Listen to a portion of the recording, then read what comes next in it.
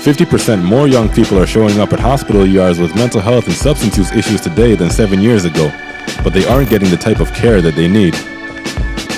My name is Asante, and I've always said that the peer support process is similar to making music.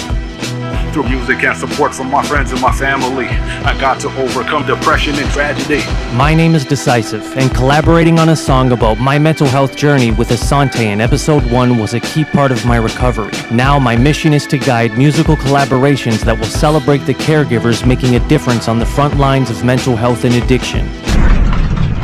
Welcome to Cypher.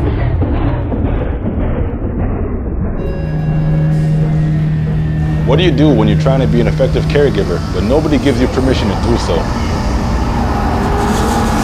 You do it anyways. When we started, there was no understanding of youth mental health. There was no language for youth mental health. But by not providing supports in the school system, effectively you're pushing a student out. So what are we going to do? I think I'm going to go in and actually turn up the amp a little bit. As a caregiver, Sheryl recognized that someone close to her was being pushed out of school by a lack of mental health support. I'm sorry, you're low priority, we have this wait list. A teacher herself, Sheryl wanted to create better mental health support for all students. But everywhere she turned, she was met with closed doors. We wrote over 30 grant applications. We wrote partnership proposals. We tried to meet with all the leading figures in the child and youth mental health. Like any caregiver in her shoes would, Sheryl got pretty frustrated. Anger can be a force for change because you can use that passion to spark action.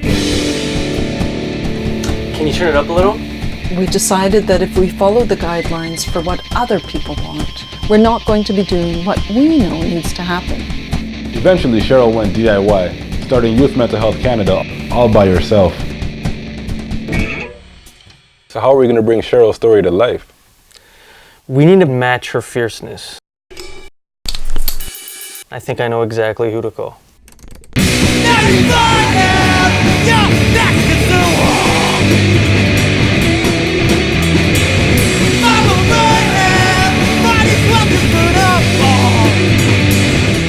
This is totally working. We started doing a lot of research on international best practices. We started to work together with international suicidologists, building social media platforms. Interesting to see the analytics. Almost every country in the world is represented on the page. Sheryl created caregiving resources for adults as well as self-care resources for young people, building a community in the process.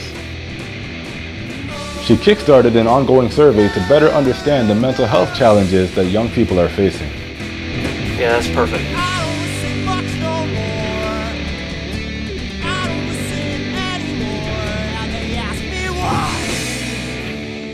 So from all those closed doors, we got to the point where we thought, okay, we need to incorporate it as a charitable nonprofit. So we got charitable status last year. Amazing.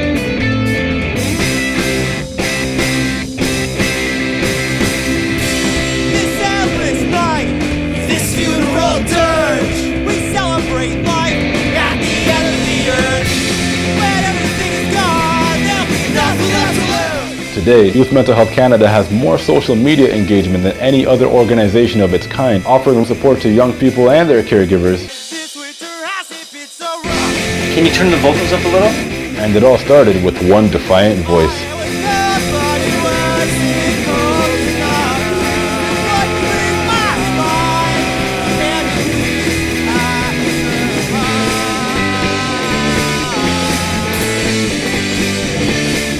You don't need to be an expert to talk about mental health or suicide.